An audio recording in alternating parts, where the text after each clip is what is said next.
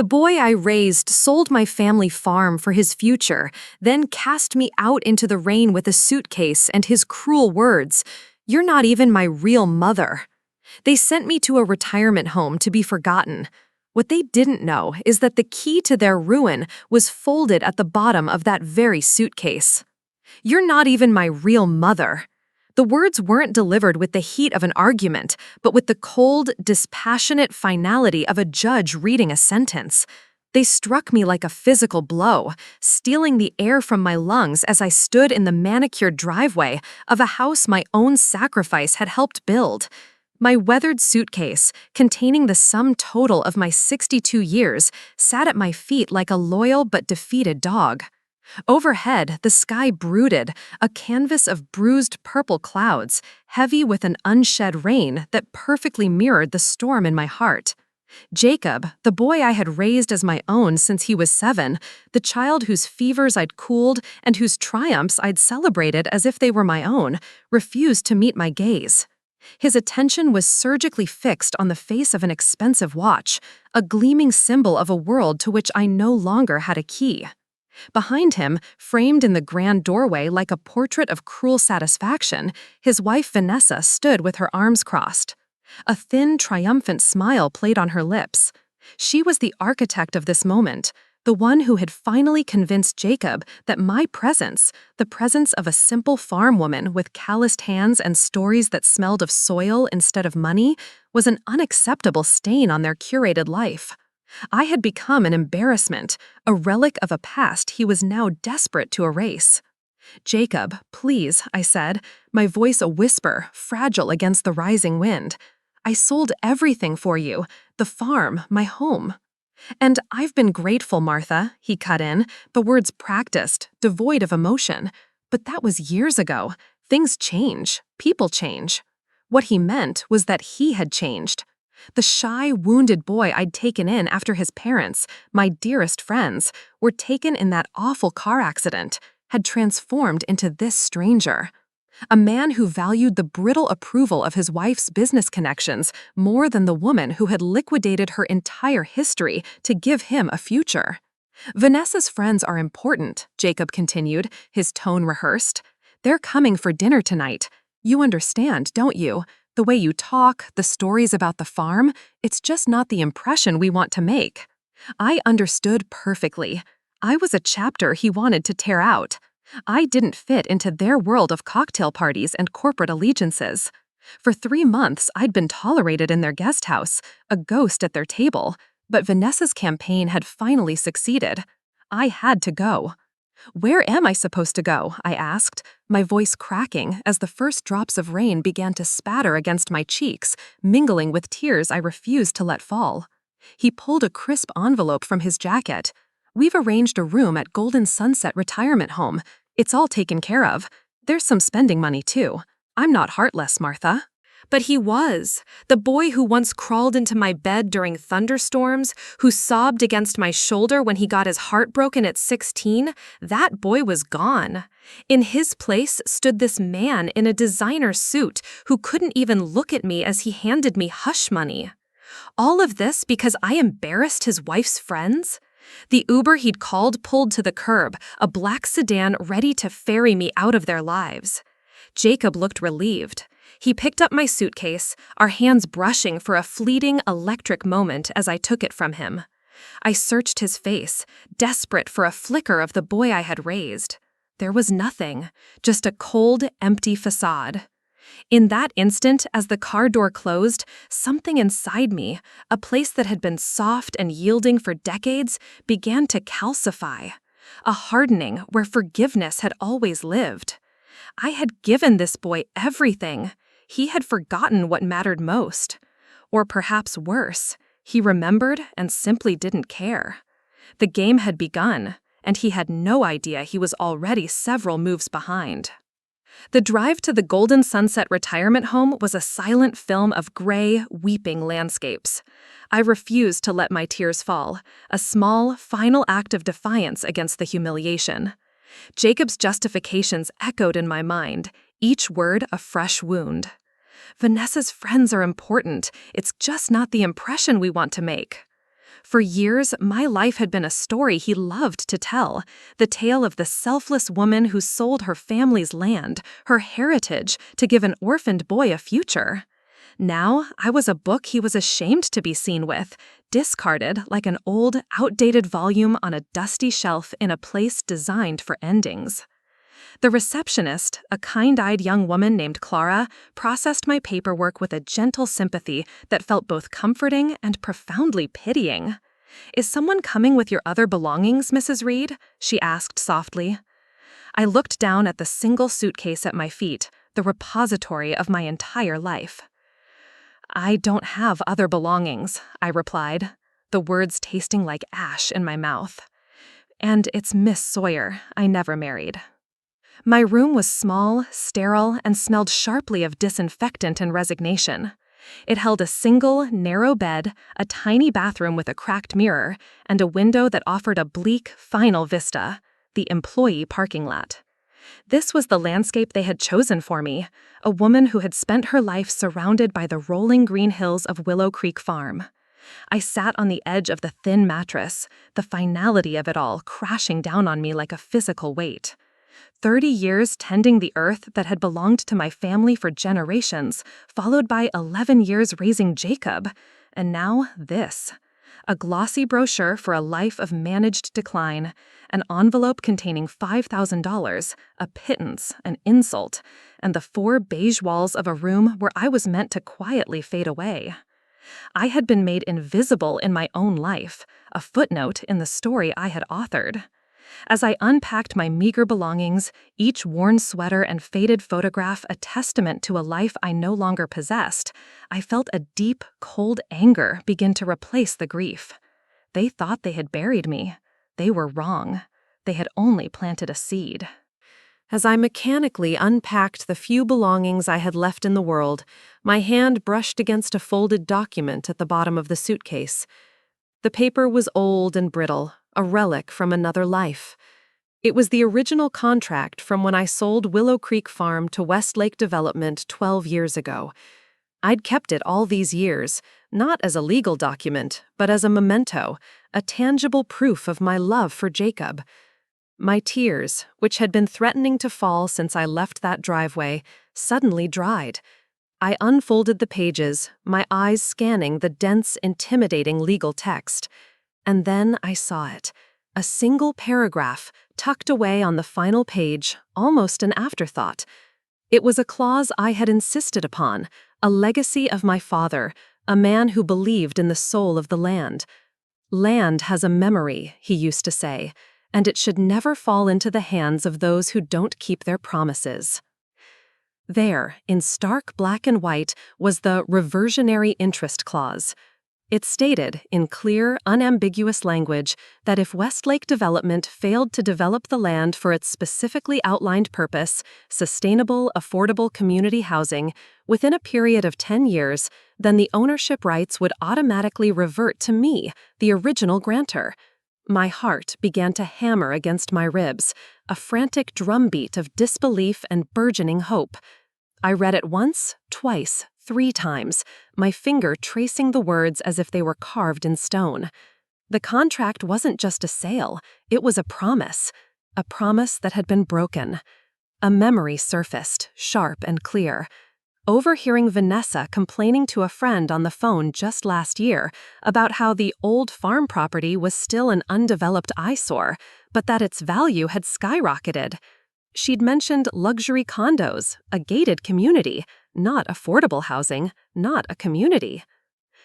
In that instant, something inside me, a place that had been soft and yielding for decades, a place that had absorbed countless disappointments, finally began to calcify. The string I'd kept taut inside me for all these years finally snapped. Hope, cold and sharp as a shard of glass, cut through the fog of my despair.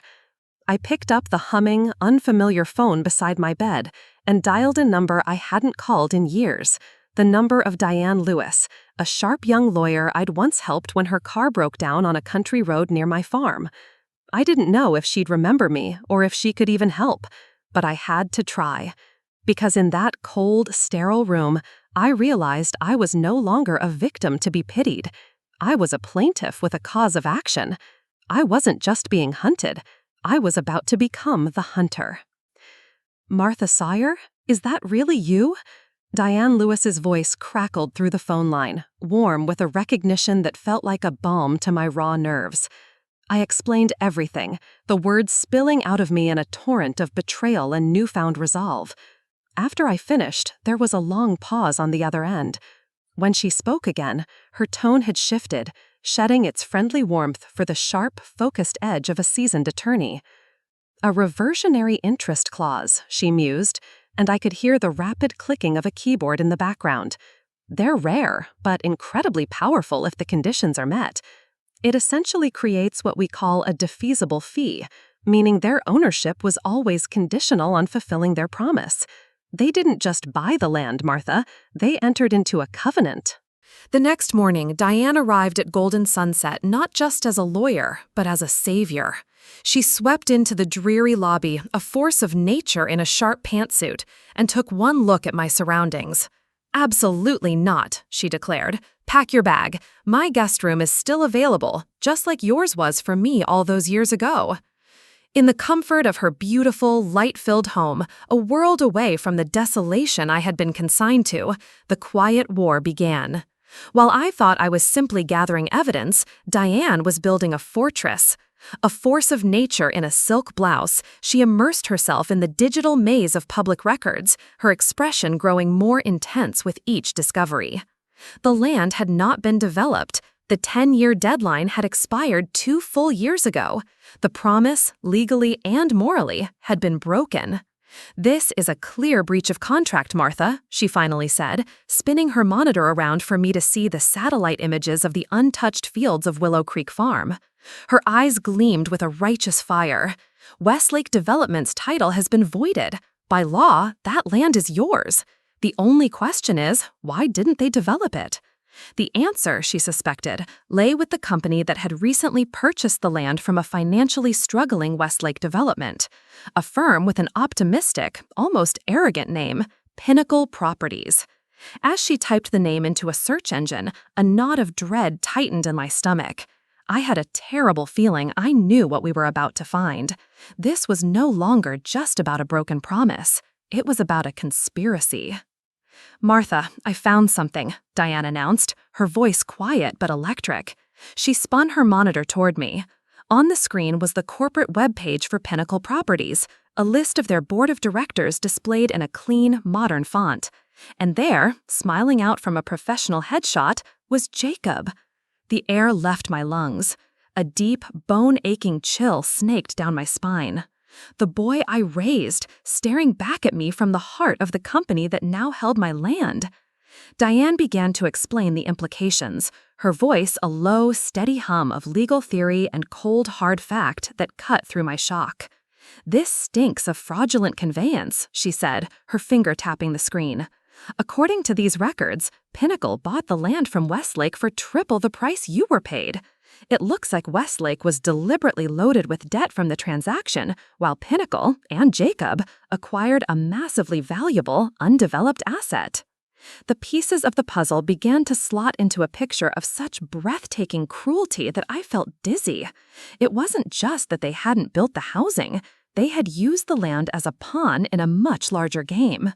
If Jacob knew about that reversionary clause while serving on Pinnacle's board, and he benefited financially from a transaction designed to prevent you from exercising your right to reclaim the land, that's not just a conflict of interest, Diane continued, her voice hardening. That's a breach of fiduciary duty. It's a textbook case of constructive fraud. He had used my sacrifice, the very act of love that was supposed to secure his future, as the foundation for a scheme to defraud me all over again. My mind flew to the $200,000 I'd given him from the farm sale money for the down payment on his house. He'd called it a loan, but we never drew up any paperwork. It was a matter of trust, of family. Now, that trust was a weapon turned against me. That money trail was no longer a gift of love, it was evidence. "They didn't just push you out because you were an embarrassment, Martha," Diane concluded, her gaze meeting mine, her eyes filled with a grim understanding. They pushed you out of that house and into that retirement home because they were terrified you would discover what they had done. They weren't just clearing a room for guests, they were trying to bury a witness. The boy I had raised had not only forgotten me, he had actively conspired to erase me. I wasn't just discarded, I was hunted. That evening, as Diane prepared the initial court filings, my phone buzzed with a text from an unknown number. "I heard what you're doing. Be careful. Meet me tomorrow, 2 p.m., Cooper's Coffee. Come alone." Diane was adamant it was a trap, a transparent attempt by Jacob's side to gauge our strategy. But something about the message felt different, a warning more than a threat. I felt a strange pull, a sense that this was a piece of the puzzle I couldn't ignore. The next day, I sat at a small table in Cooper's Coffee, the scent of roasting beans thick in the air. Diane was 3 tables away, pretending to read a newspaper, her presence a silent promise of backup. A man with silver hair and a familiar, weary limp approached my table. My breath caught in my throat. It was Richard Westlake, the original founder of Westlake Development and my old neighbor from before I sold the farm. "I sent the message," he said, his voice quiet and heavy with a regret that seemed to have settled deep in his bones. "Thank you for coming, Martha." He explained that he was the one who had insisted on that reversionary clause being a standard part of all his company's contracts. "It was a matter of principle," he said, his eyes filled with a sad irony. "A promise to the community." He then laid out a story of betrayal that mirrored my own. His son, Michael, Jacob's college roommate and eventual business partner, had orchestrated the entire scheme. Michael had pushed Richard into a powerless, semi-retired role, convincing the board his father was growing senile and out of touch. He then created Pinnacle Properties as a shell company with Jacob. They deliberately let the 10-year development period on my farm expire, knowing the reversionary clause would soon be triggered. They engineered the sale from the debt-laden Westlake to the new, agile Pinnacle, siphoning millions in profit while leaving his father's legacy company crippled. "They stole from both of us," Richard said, his hands trembling with a quiet rage. He slid a small black USB drive across the table. It felt cold to the touch. "Here's the proof. Emails, financial records, meeting minutes, everything you need." He looked at me, his face a mask of sorrow. Jacob knew about that clause from the very beginning. He wasn't just negligent, he was a predator, waiting for the right moment to strike. The contents of Richard's USB drive were a journey into the heart of a conspiracy so cold and calculated I could scarcely comprehend it. We sat in Diane's office late into the night, the glow of the monitor illuminating a tapestry of betrayal woven over years. There were emails between Jacob, Vanessa, and Michael Westlake casually discussing how to manage Martha, how to keep me isolated, placated, and most importantly, unaware of my own rights. They referred to me not by name, but as the asset or the farm situation. There were detailed financial projections outlining exactly how they would split millions in profits once the luxury condos were built, profits that were only possible because of the land I had given up for Jacob's future. The final file was not a document, but a video. It was a recording of a Pinnacle Properties board meeting from 2 years prior. I watched as Jacob, my Jacob, leaned back in a leather chair and laughed. "The old lady got her 500 grand, he said to the room of smiling men in suits. "She thinks she's a saint. She has no idea she just funded the deal that's going to make us all millionaires when we eventually reclaim the land." I felt a wave of nausea so profound I had to grip the edge of the desk. The boy I had loved, the man I had raised, was a complete stranger, a monster hiding behind a familiar face. His words cut through me like 1,000 tiny blades, severing the last threads of affection I held for the child he used to be. "This is more than a civil case now," Diane whispered, her hand resting on my shoulder, a small point of warmth in the freezing landscape of my discovery. "This is felony fraud, conspiracy, elder abuse." Just then, my phone buzzed on the desk, a jarring intrusion. The screen lit up with a name I never expected to see again, Jacob. His message was brief. "Martha, I'm worried about you. I heard you left the home. "You're not well. Let me help you." The gaslighting was so blatant, so textbook, it was almost absurd. He was narrating a version of the truth they'd been building behind my back for years. I turned off my phone, the screen going dark.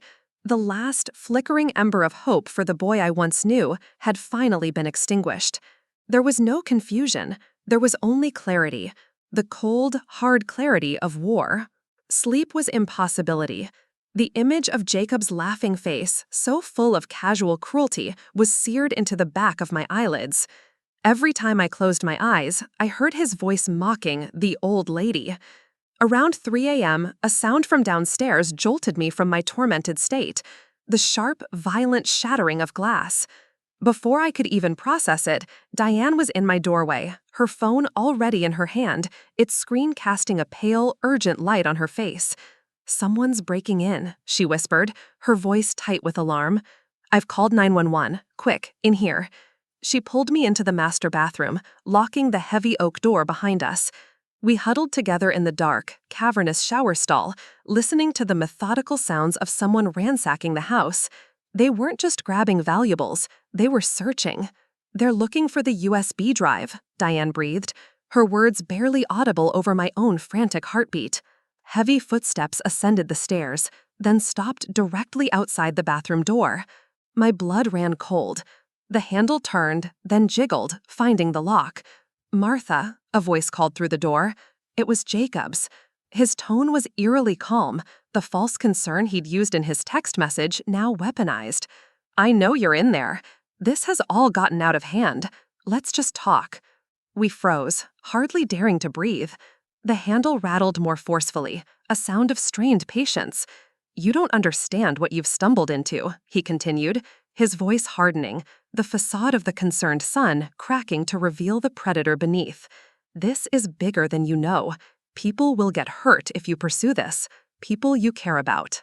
In the distance, the first faint wail of sirens sliced through the night. Jacob cursed, a low, vicious sound.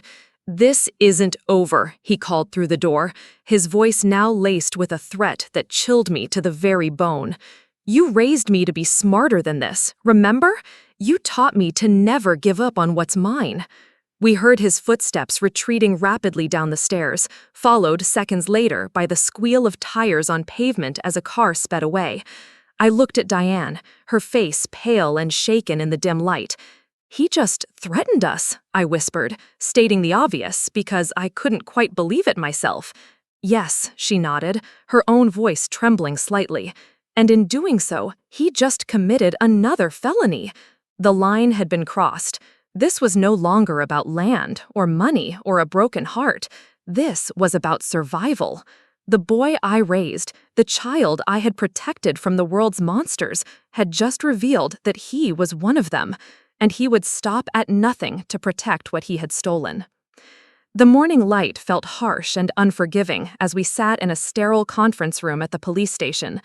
Detective Rivera, a sharp-eyed woman with salt and pepper hair who radiated a no-nonsense competence, slid a pamphlet for the Witness Protection Program across the table toward me. "These people have escalated from financial crimes to violence, Miss Sawyer.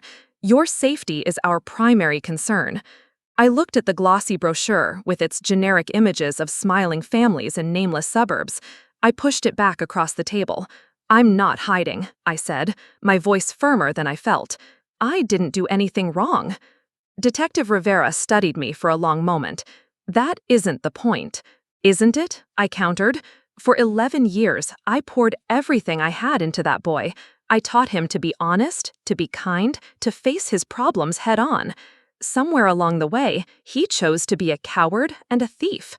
I will not follow his example. I have to face him."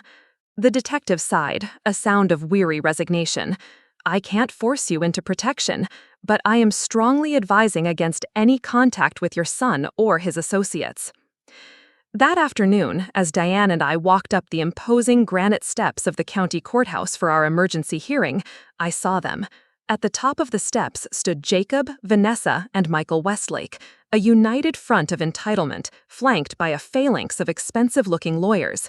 Jacob saw me and immediately stepped forward, his face a carefully constructed mask of conciliatory concern. "Martha, we need to talk. This has all been a misunderstanding." "That's close enough, Mr. Reed." Detective Rivera appeared at my side, seemingly out of nowhere. She must have been following us. Her voice was quiet but carried the unmistakable weight of authority. "You are currently a person of interest in an investigation involving breaking and entering, making terroristic threats, and multiple counts of financial fraud. I suggest you communicate only through your attorneys." Jacob's mask slipped. For a fleeting second, I saw a flash of pure, unadulterated rage in his eyes before one of his lawyers quickly pulled him back, whispering urgently in his ear. They retreated into the courthouse, Vanessa shooting me a venomous glare over her shoulder as they passed. The battle lines had been drawn. The quiet war had just gone public. And I, the woman who was supposed to fade away in a retirement home, was now standing on the steps of the courthouse, ready to claim what was mine. The courtroom was a theater of thick, anxious tension. Judge Harmon, a stern-looking woman in her 60s, whose expression suggested she had tolerated her lifetime quota of fools, listened with piercing intensity as Diane laid out our case. In a calm, deliberate voice, Diane detailed the existence of the reversionary clause, the clear breach of contract by Westlake Development, the subsequent fraudulent conveyance of the property to Pinnacle, and the conspiracy among the defendants to enrich themselves at my expense. She concluded by recounting Jacob's break-in and threats from the previous night. When it was the defense's turn, their lead attorney, a slick man in a suit that probably cost more than my first car, tried to paint me as a confused, regretful old woman easily manipulated by an opportunistic lawyer. "Miss Sawyer willingly sold her property 12 years ago," he argued smoothly, his voice dripping with condescension. "She received fair market value at the time. Now, years later, after the area has seen significant development and property values have soared, she regrets her decision and is attempting to reclaim land that was legally and fairly purchased." "This isn't about remorse, Your Honor," Diane countered, her voice ringing with a conviction that filled the room. "It's about a covenant that was broken and a conspiracy to commit fraud." She then turned toward the clerk. "Permission to present new evidence, Your Honor? Exhibit A." She dimmed the lights and played The Smoking Gun, the 30-second clip from the video on Richard's USB drive. The courtroom was plunged into a shocked silence as Jacob's confident, laughing voice filled the space. "The old lady got her 500 grand. She thinks she's a saint. She has no idea she just funded the deal that's going to make us all millionaires when we reclaim the land." The clip ended. The silence that followed was heavy, damning. I stole a glance at Jacob in the defendant's box. The color had drained from his face, leaving it a sickly, ashen gray. He was whispering frantically to his attorney, but it was too late. The truth, in his own arrogant, undeniable words, had been laid bare for all to see. He had not just committed a crime, he had confessed to it, and the entire room was now his jury. Judge Harmon's face was like granite, her expression unreadable, but radiating an icy disapproval. "In light of this evidence," she declared, her voice sharp and clear, cutting through the stunned silence of the courtroom, "I am issuing a temporary restraining order, effective immediately, preventing any and all development on the property in question. Furthermore, I am freezing all personal and corporate assets of Pinnacle Properties and its board members, pending a full investigation by the district attorney's office." She then fixed Jacob with a withering glare that seemed to strip away his expensive suit and leave him exposed. "And given the credible evidence of Mr. Reed's behavior last night, which I find deeply disturbing, I am also issuing an order of protection. He will maintain a distance of no less than 500 feet from Miss Sawyer at all times." A wave of relief so profound it almost buckled my knees washed over me. We had won the first battle. As we exited the courthouse, we were swarmed by a throng of reporters, news of the explosive hearing having already leaked. Flashbulbs popped as Diane, a master of navigating chaos, guided me through the crowd. Out of the corner of my eye, I saw Vanessa, her face a mask of fury and humiliation, hurrying toward the parking lot alone. On an impulse I didn't fully understand, I broke away from Diane and followed her. "What do you want?" she snapped as I caught up to her, her usual icy composure completely shattered. "Haven't you done enough?" "I want to understand," I said, my voice surprisingly calm and steady. "Did you ever once see me as family, or was I always just an obligation, an embarrassment to be tolerated?" She laughed, a bitter, broken sound that held no humor. "Family? You were the chain around Jacob's neck, a constant living reminder of his past, of his obligation to you. Do you have any idea how tired he was of hearing about that damn farm?" Her words stung, but I held my ground. "And that justified stealing from me? Using my own money to finance the theft of my land?" "It was business," she hissed, fumbling for her car keys. "Jacob saw an opportunity with Michael and he took it. That's what successful people do." "No," I said, my voice quiet but firm. "That's what thieves do." Something flashed in her eyes then, not anger, but fear, a deep, primal fear. "You don't understand what you've started," she whispered, leaning closer, her voice dropping to a conspiratorial hiss. "Jacob has connections, powerful, dangerous people. Not everything is on that USB drive. Drop this, take a settlement, and disappear somewhere nice, for your own good." Her threat, disguised as a warning, hung in the air between us. It was clear then, this was about more than just greed. It was about something far darker. Vanessa's threat hung in the air of Diane's house like a toxic poison, seeping into the cracks of our hard-won victory. "She was just trying to scare you," Diane insisted later that evening, but her words lacked conviction. She paced the living room, her brow furrowed with a worry that mirrored my own. "Still," she mused, "what did she mean by powerful connections?" She decided to make a call to a trusted contact she had in the Financial Crimes Division of the FBI, just to see if any flags had been raised on Pinnacle properties. While she was on the phone in her study, my own cell phone rang, displaying an unknown number. I hesitated, then answered. "Hello?" The voice on the other end was a hushed, terrified whisper. "Mrs. Sawyer, this is Caroline Westlake, Michael's wife." My blood ran cold. "We haven't met," she continued, her words tumbling out in a rush. "But I need to speak with you. It's about Jacob and Michael. The land deal, that was just the tip of the iceberg." She told me that for the last 3 years, Jacob and Michael had been using Pinnacle properties to launder money, laundering millions in illicit funds for a notoriously violent criminal enterprise, the Delgado organization. Real estate, she explained, was the perfect vehicle. Inflated property values, anonymous cash purchases, foreign investors who never set foot in the country. My farm was just the beginning. "I have documents, evidence of everything," she whispered, her voice shaking uncontrollably. "Banking records, shell companies, names. But I need protection. They're watching me. Some of the local police, they're involved too." She begged me to meet her the next morning, alone, at the old, abandoned Willow Creek Bridge. "Come alone, or I won't show." Then the line went dead. I sat there, frozen, the phone still pressed to my ear. Just then, Diane appeared in the doorway of the living room, her own phone in her hand, her face pale and grim. "Martha, we need to talk," she said, her voice barely a whisper. "My FBI contact just got back to me. He said to stay away from this. Pinnacle Properties is a major front for the Delgado organization's money laundering operations. The whole company is under federal surveillance." She looked at me, her eyes wide with a new kind of fear.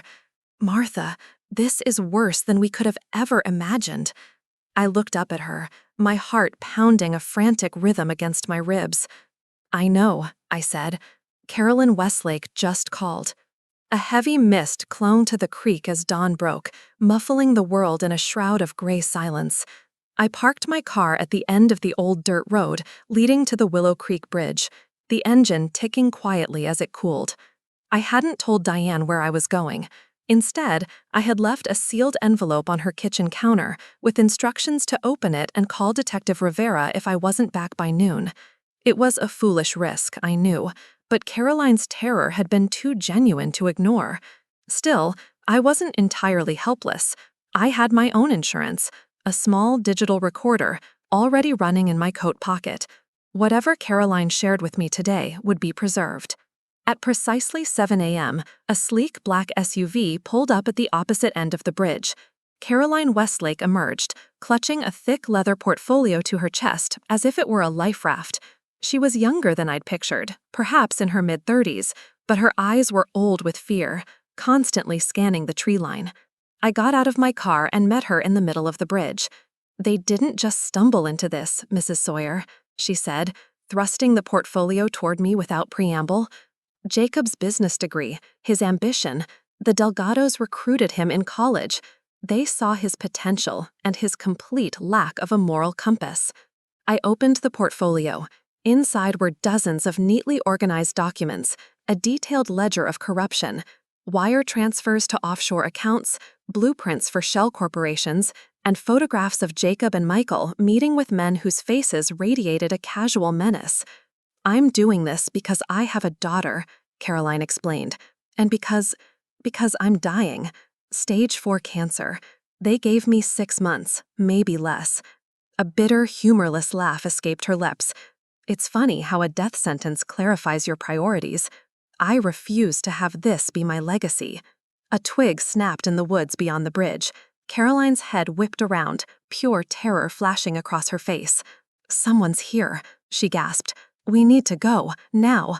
She turned to flee, but before she could take a step, a single, sharp crack echoed through the morning air. Caroline's eyes widened in shock, a red stain blooming on her cream-colored blouse like a grotesque flower. She stumbled, collapsing against me, and I felt the warmth of her life seeping through my coat. The world had gone silent, save for the panicked beating of my own heart. Caroline collapsed against me, her lifeblood warm and shockingly wet against my hands. "Run," she gasped, her last breath a bloody bubble at her lips as the light faded from her eyes. For a heart-stopping, eternal moment, I was frozen in horror, the world reduced to the weight of her body and the portfolio clutched in my hand. Another shot splintered the wooden planks of the bridge beside us, jolting me back to a reality that was now a waking nightmare. Adrenaline surged through me, a primal instinct for survival overriding the shock. Clutching the portfolio, I half-crawled, half-ran back toward my car, the sound of bullets peppering the old bridge behind me. I threw myself into the driver's seat, my hands shaking so badly I could barely turn the key in the ignition. The engine roared to life. I floored the accelerator, tires spinning on the loose gravel before catching hold. In my rearview mirror, I caught a fleeting glimpse of a figure dressed in black, a rifle in his hands, emerging from the trees. But I was already speeding away. I didn't go back to Diane's. I didn't go home. I drove straight to the FBI field office in the city, my mind a maelstrom of shock and terror. I ran red lights, my eyes constantly flicking to the rearview mirror, convinced I was being followed. My hands shook so violently I could barely grip the steering wheel, and Caroline's blood was drying on my clothes, a horrifying testament to what I had just witnessed. I burst through the glass doors of the federal building, a wild-eyed old woman in a blood-stained coat, babbling my story to the startled security guards and presenting the gruesome portfolio. The reaction was immediate. Within minutes, I was whisked to a secure, windowless room where I told my story again and again to increasingly senior agents, until I found myself face-to-face with the head of the Financial Crimes Division, a calm, intense woman named Special Agent Kate Mell. I told her everything, from Jacob's first cruel words in the driveway to Caroline's last dying breath on the bridge. When I finished, Agent Mell looked at me, her expression grim. "You are a material witness to the murder of a federal informant, Miss Sawyer," she said, her voice a calm anchor in my storm. "You're going into protective custody. Now." This time, I didn't argue. After my debriefing, everything accelerated. It was as if I had handed the FBI the final critical key to a lock they had been trying to pick for years. The full force of the federal government descended with a swift and terrible precision. Tactical teams, armed with the information from Caroline's portfolio, secured the crime scene at the Willow Creek Bridge. Other teams raided the gleaming, sterile offices of Pinnacle Properties and the opulent homes of Jacob, Vanessa, Michael Westlake, and more than a dozen other individuals named in the documents. Diane was brought to the anonymous safe house where I was being held, her relief at seeing me alive so palpable it was a physical presence in the room. "I would have killed you myself if you'd gotten shot," she said, hugging me fiercely, a tear tracing a path down her cheek. That evening, we sat together on a worn floral sofa, watching the story break on the national news. "Major money laundering ring exposed," the headline screamed across the bottom of the screen. The reporters, with their serious faces and urgent tones, described how a brave grandmother had helped uncover one of the largest and most sophisticated real estate money laundering operations in the state's history, with direct ties to the international Delgado drug cartel. "I'm not a grandmother," I muttered at the television screen. Diane laughed, the first genuine, relieved laugh I had heard from her in days. The investigation, fueled by Caroline's evidence, revealed a sprawling criminal enterprise far more intricate than I could have imagined. Jacob wasn't just a willing participant, he was a primary architect. He had used his intelligence, his ambition, and my initial investment from the farm sale to build a criminal empire right under the noses of everyone who had ever trusted him. He had become a monster of his own making, a far cry from the wounded, shy boy I had taken into my home all those years ago. Weakened by the sudden, catastrophic loss of their primary laundering channel, the Delgado organization itself began to crumble under the intense pressure of federal indictments. The intricate web of deceit, so carefully spun over years, was unraveling with breathtaking speed. And I, the simple farm woman, had been the one to pull the first thread. A week after Caroline's murder, Agent Mel visited me in the government-issued anonymity of the safe house. The days had blurred into a monotonous cycle of debriefings and solitude, my only company the silent, professional agents posted outside my door. "We have the shooter in custody," Agent Mel said, getting straight to the point. "He's a known hitman for the Delgado cartel, and he's talking." She paused, her gaze steady and unblinking. "And Jacob is offering to cooperate, a full confession, names, dates, accounts, everything, in exchange for a substantial consideration during sentencing." My heart, which I thought could not sink any lower, found a new depth. "What does that mean for him?" I asked, my voice flat. "Instead of facing a sentence of 50 years to life under the RICO statutes," she explained, "the U.S. Attorney's Office is considering a deal. He serves 20, maybe 25 years. He would still be a middle-aged man when he got out, free to start another life, while Caroline Westlake lay in a cold grave." I thought of Caroline's sacrifice, of the terror in her eyes as she handed me that portfolio. I thought of the daughter she had left behind, a child who would grow up without a mother because of the choices Jacob had made. I thought of the long, calculated years of his deceit, the laughter in his voice as he mocked my love for him. The place inside me that had calcified in that lonely retirement home hardened further, turning from stone to steel. "No," I said, my voice quiet but firm, "no deals." Agent Mel raised a single questioning eyebrow. "That's not exactly your decision to make, Miss Sawyer. He's providing invaluable intelligence." "Caroline Westlake died so that he could be brought to justice," I stated, "not so he could bargain his way out of the consequences of his actions. He chose this path. He built this criminal enterprise with his own 2 hands. He deserves the full weight of the law, nothing less." My words, born of a mother's profound and terrible disappointment and a citizen's simple demand for true accountability, hung in the sterile air of the room. I had finally learned the difference between mercy and enabling. Justice, I now understood, was not about forgiveness. It was about consequence. And Jacob had earned every last second of it. 2 months later, I sat on a hard wooden bench in a federal courtroom. The proposed deal for Jacob's cooperation had fallen through. Caroline's meticulously gathered evidence, combined with my testimony and Richard's, proved that Jacob's role was far more central than he had let on. He wasn't a pawn who had gotten in over his head. He was a kingpin, an architect of the entire criminal enterprise. Faced with an ironclad case, he pleaded guilty to a raft of charges, from wire fraud and conspiracy to violations of the Racketeer-Influenced and Corrupt Organizations Act. The judge, a woman with eyes that seemed to see right through to a person's soul, listened to the prosecutor's summary of his crimes. When it came time for sentencing, she looked directly at Jacob and spoke, her voice ringing with cold authority. "This court," she said, "notes the particularly callous and predatory nature of your crimes, especially those committed against your own adoptive mother, the woman who raised you." She sentenced him to 40 years in federal prison with no possibility of parole for 30. Vanessa received 15 years, Michael Westlake 30. As the marshals led Jacob away in handcuffs, he turned and looked at me. For a fleeting, heart-wrenching instant, I saw a flicker of the 7-year-old boy I had loved, lost, afraid, and alone.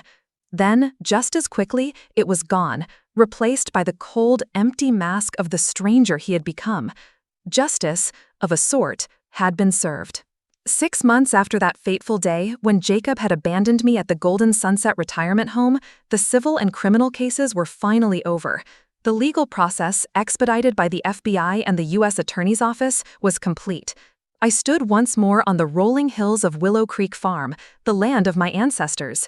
The reversionary clause, my father's legacy, had been fully enforced. My land had returned to me. Richard Westlake, who had become a quiet and steady presence in my life, stood beside me. "What will you do with it now?" he asked softly, his voice full of a gentle curiosity. I smiled, watching the setting sun paint the fields in hues of gold and amber, the colors of healing and new beginnings. "Something that matters," I said, the words feeling more true than anything I had said in years. "Something good." Using my reclaimed land and a significant portion of the assets seized from Pinnacle Properties under federal forfeiture laws, I established the Caroline Westlake Foundation. In her memory and in fulfillment of the original contract's promise, we began to build. We created a community of beautiful, sustainable, and truly affordable homes for families in need. The first family to move in was Caroline's own, her young daughter Emma, now being raised by a loving aunt in a safe, bright home filled with sunlight and laughter, far from the long, dark shadows her father had cast. I didn't move into the old farmhouse. The memories there were too complicated, too layered with a love that had soured into the deepest betrayal. Instead, I built a small, simple cottage for myself on a rise overlooking the burgeoning community. From my porch, I could watch the new life taking root on the land my family had tended for a century. Richard became a constant, gentle presence in my life. Our shared grief and the parallel betrayals by our own sons forged a bond of unexpected companionship. We didn't dwell on the past, but we didn't ignore it either. We understood, without needing to say it, the unique shape of each other's wounds.